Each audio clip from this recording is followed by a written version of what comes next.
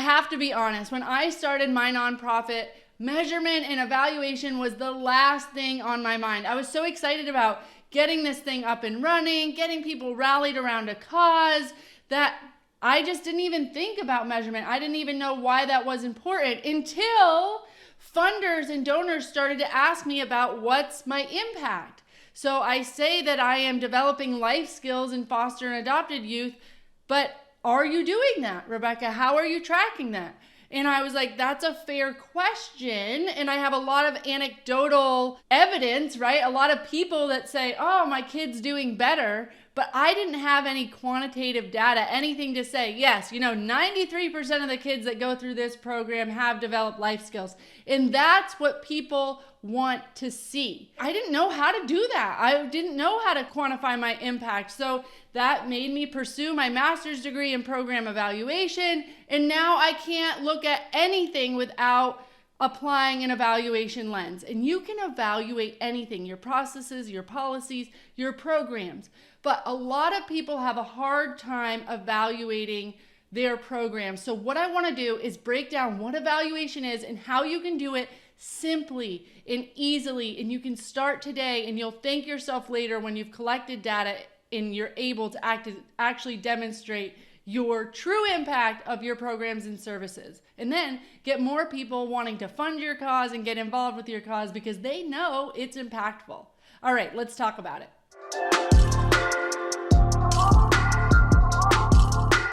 Welcome to episode 14 of the Harvesting Results Show, where I help you serve others by offering you tools, resources, and advice so that you can nurture those roots to harvest the fruits of all your hard work and dedication to your unique cause. I'm Rebecca Britt, and today we are talking about my favorite thing, which is program evaluation, because none of this work matters. None of it matters if we can't show why it matters or how it matters. So let's talk about that today. So if you haven't already snagged your free master's class, head on over to Catullo.com/startup, and I tell you the top 3 mistakes that nonprofit startups make. I hope you don't make those mistakes. You can snag that. That's my gift to you. Now, one of the mistakes that I made was not prioritizing measurement and evaluation. Now, that's not in the master's class, so don't worry, I'm not spoiling anything. But this is an additional mistake I made. I made a lot. I couldn't just boil it down to 3. One of the mistakes was not thinking about evaluation and determining the value of my programs. And that's what evaluation is. Evaluation is literally determining if something is valuable or what is its value. And as much as you know it in your heart and the people you serve know that it's valuable, people externally need to just know, how valuable is it? You need to have a quantifiable number on how valuable your services are. So the first way to get there is to figure out, what are you saying that you do? What are you saying that your program and services offer? You can break this down by program. What's your goal? Do you get people jobs? Do you make sure that people feel purposeful in their role in the world? Whatever you're trying to achieve, that's what you're going to measure. So we can break that down, and so many nonprofits are good at measuring how much they do, right? So how many nonprofits, and I know this could be you go to their website and it says, we answer 200,000 support calls each year, or we deliver X number of materials, or we offer X number of beds to homeless people, or we give out 46,502 bowls of soup. Cool, it's a lot, but why do I care? Why do I care? What do bowls of soup do? You could just be handing bowls of soup out and you're just racking up the numbers. Woo, look at how many bowls of soup we're giving out. But I want to know, what does soup do for someone? And if you can articulate that a bowl of soup allows someone to feel nourished, it allows them to not have to focus on their basic needs, it allows them to do things like think about getting a job or think about getting housing because they're not having to think about where they're going to get food. And then you can measure how well it does that for people. Oh, well, now I'm interested in your bowls of soup. Now I get why your bowls of soup matter. So how are you going to measure not just how much you're doing, but you want to measure how well you're doing it, because this helps you understand if you need improvement in service delivery. And then, is anybody better off because of it? This might look like, let me give you an example. This might look like support emails. Say that you get support emails coming in. People have a condition or they're afflicted by something and they email you about some support. Hey, I need support. You're going to track how many support emails come in. So this is your how much number that everybody does well, right? We had 5,000 people email us for support. Okay, now you need a how well did you actually respond to those? So a how well measure could be percent of those that came in that you actually responded to. So maybe you don't respond to all your support emails. I hope that's not the case, but maybe it's just impossible for you to respond to them all, so you want an 80% response rate. Or another how well measure, if you already know that you respond to 100% of them, is how many you responded to within 24 hours. So this is just like tracking, making sure that you are upholding quality of your service, that you don't just have 100%, because you could have 100% response rate, but does that tell us anything if you're responding to people 2 months later, way after their crisis has happened? No. So maybe the better indicator of how well you're doing something is how many you respond to within 24 hours. So hopefully that rate is pretty high. You know, you're going to aim for 95% of them being responded to within 24 hours. Then finally, you want to measure that is anybody better off?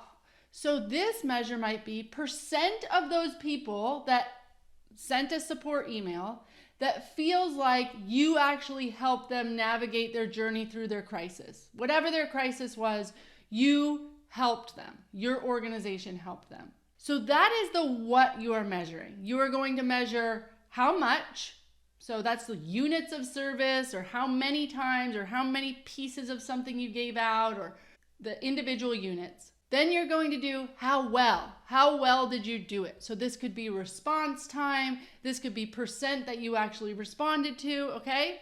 And then you want to figure out, is anybody better off? So this is percent of people that actually developed life skills. This is percent of people that actually got jobs, percent of people that report that you made them feel better, or that you helped, your organization helped, okay? So those are your indicators.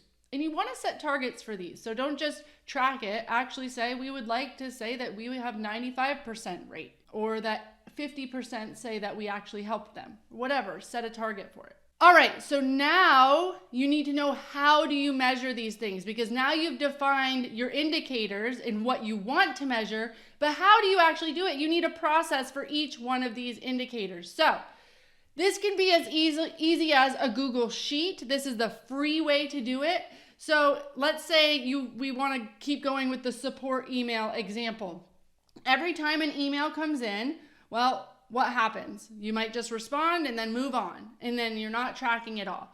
So now you need a process. Maybe you're going to go into a Google Sheet and you're going to put down the person's name, the date they reached out. Maybe you want to know the topic of what they reached out, because if you're finding some trends in the topics, you could make more content related to those topics. Maybe you want to know, how quickly did you respond? So maybe there's a drop down in the Google Sheet that says within 24 hours, 48 hours, less than a week, more than a week.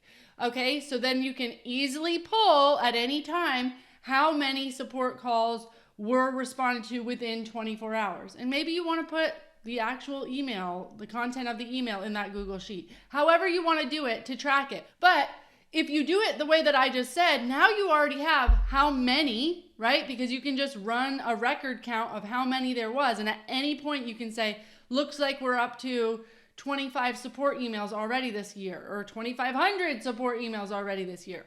If you're getting that many, you probably want a more sophisticated system. You can also pull how many were responded to within 24 hours, or whatever else you're tracking to do how well. You can do it right in that sheet. So it's a little bit of added work, but you are capturing what matters and things that you can demonstrate.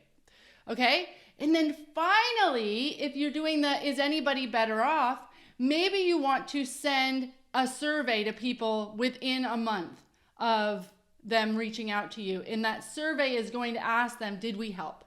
Just want to know if we helped. And if you have any type of sophisticated system, you can usually set up like automated emails to go out. But if not, it will be a manual process. You just, put in a trigger for yourself to make sure that you send out an email to that person. And then in the Google Sheet, you can actually write next to that support email, yep, I did send an email to them to follow up. And then if they report that, yes, you helped them, then you can put another check mark next to it. Yes, we did help them. And then you can do a record count of how many people said that you actually helped. And if it ends up being 80 out of 100, 80% of people say that your organization navigated them through something that they were dealing with. And so you're doing really good on support. Of course, you can get more sophisticated systems. If you have a CRM or a client relations manager, you can literally make a support form in that client relation manager. You can usually set up tasks that remind you to follow up. You can usually set up automated emails to go out. You can hold any contact notes in there. So check out what your CRM can do and make sure that you're using it to track all of these things. And usually that is way easier than a Google Sheet. But depending on the size of your organization, you might be at the point of a Google Sheet, and that is fine. Do whatever works for you, but make sure you are tracking it, okay? So now you have how much, how well, and is anybody better off? And you do this for all of your programs. Figure out 3 indicators and figure out how you're tracking those indicators. Then you get to utilize it. So now it's the end of the year and you go to your Google Sheet and sweet, you don't have to go back and look through all your emails and try and figure it all out. No, looks like you had 100 support calls, okay? And now you're just gonna run a report, and you can do this through filters in Google Sheets, or you can YouTube how to pull out a formula of how many said that they were responded to within 24 hours, as long as that was one of the things you were tracking. Oh my goodness, it looks like 96% were responded to within 24 hours. Okay, that's awesome. And now, oh my gosh, look at how many people did the follow-up survey, and 80% said that we were helpful in navigating their path forward. So I do want to say something about surveys. You're not going to expect a response from everyone. So say you had 100 people and maybe your survey is literally you emailed, hey, just following up to see how you were doing. And I wanted to know, were we helpful were we helpful? We want to make sure we're as helpful as possible. Were we helpful? And maybe their email response back is the survey. You don't need big survey software. You can just say, hey, were we helpful? And if they respond back, yes, there's your answer, and you can put it in your Google Sheet. Okay? So now you have a percent that says that you actually helped them. So they are better off because of your organization, and you can claim that. Now, if you send out emails, follow-up emails to 100 people, not everybody's going to respond. And that doesn't mean that you weren't helpful. It just means that you didn't get a response. So what I like to do is to define a target response rate. So out of 100, you would like 70% to respond. And out of the 70%, you would like 90% to say that you actually helped them. And when you report this out, you say 90% of people who responded to our follow-up said that our service was helpful. That's how you report honestly. So it's not 90% of people that came in contact with you, but it's 90% of people who responded to your follow-up. And you just articulate that when you're reporting it so that you can make sure that your numbers are transparent and honest. But so now you're going to use this. Now you get to go on your website, and under the specific service, support calls, you get to say in big, bold numbers, 90% of people that reach out to us for support say that we helped them navigate their path forward. Or 90% of people that reached out to us were responded back to within 24 hours. Not only does this show they're really good at what they do, it also shows, okay, they measure what they do. And if I'm somebody coming on because I'm having a problem and I want to reach out to you for support, and I see that 90% of people are responded to within 24 hours, I am much more likely to fill out the form for support knowing that somebody is going to be responsive. So it just helps. It helps people get donors. It helps you get more people that want to volunteer because they're like, man, they really know their numbers. They're actually making an impact. But it even helps other people that need your services come because they believe that your services happen and matter and that you do what you say you're going to do. So demonstrating impact is good for everyone, and it really makes you look buttoned up. Now, this can also be a learning exercise. It's another way that you can utilize evaluation, right? So let's say you start doing this and you realize you don't respond to people within 24 hours. That's actually not feasible with the capacity you have. So maybe you need to change your policy that everybody gets responded to within 48 hours. Then that becomes the expectation. Now when people are going on your site, they see that 90% of people are responded to within 48 hours. Okay, cool. Now I'm going to expect a response back within 48 hours. And you change the expectation to meet your capacity. And people, it's not that you failed. It's that you set a correct expectation for what you can offer. And now people think that you do a great job at support because you're not being late to respond to everyone. You're just responding to everybody within a new time frame because you learned that almost everybody was getting responded to after the 24-hour period, but before the 48. So it helps you learn, right? Maybe you send out emails to everybody saying, was our services useful? And nobody responds back. So you can start thinking, okay, maybe our services weren't useful. How do we get that response rate up? And it starts helping you learn. Maybe you need a form. Maybe you need to change the way you ask the question. Maybe instead of asking them 6 months later, you need to ask them 2 weeks later. So it just helps you start to learn what processes, what policies are useful, what are not useful, and how do we change things to be more effective and to set the expectation properly. So I don't want you to see this as much as a compliance tool of like, oh, it says we have to respond within 24 hours. And if we don't do that, that we're just not doing a good job. Maybe 24 hours isn't the right policy. You want to use this as a learning tool for your organization to see what works. And I promise you, a whole bunch of revelations will come just from tracking the data, just from seeing your numbers so that you can get a good baseline.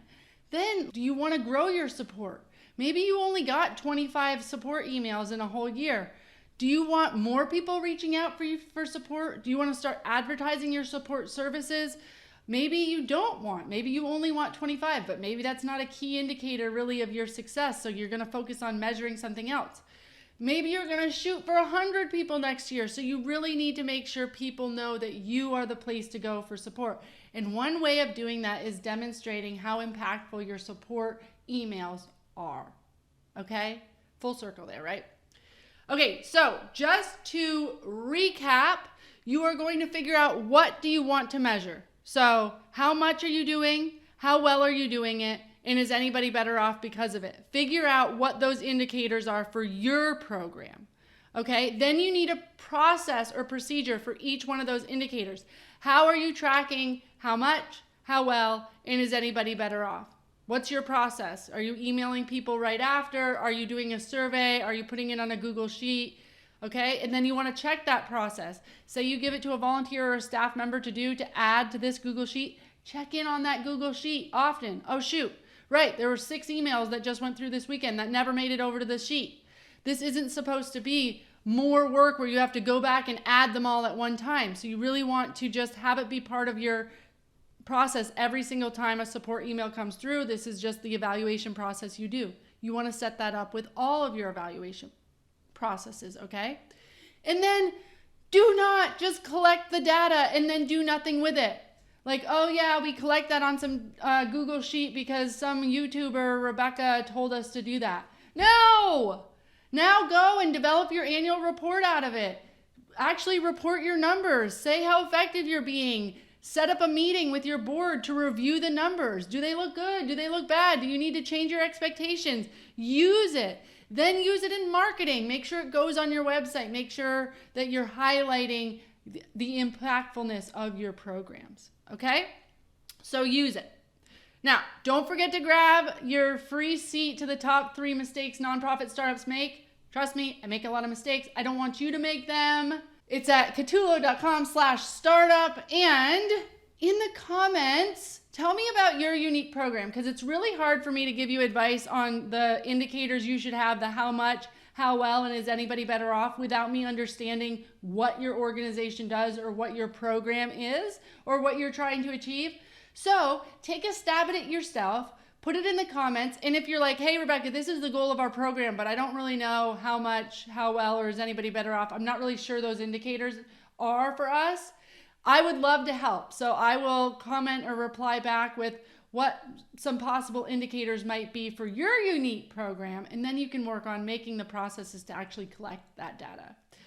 All right, guys, I hope that you start figuring out some indicators that you can track and just some processes to build in evaluation into your daily work routine, so that at the end of the year or the end of the quarter, you can look back and say, holy smokes, look how much we're doing, look how awesome we do it, and look at all the people that are better off because of it. All right, guys, until next time, talk to you later. Bye-bye.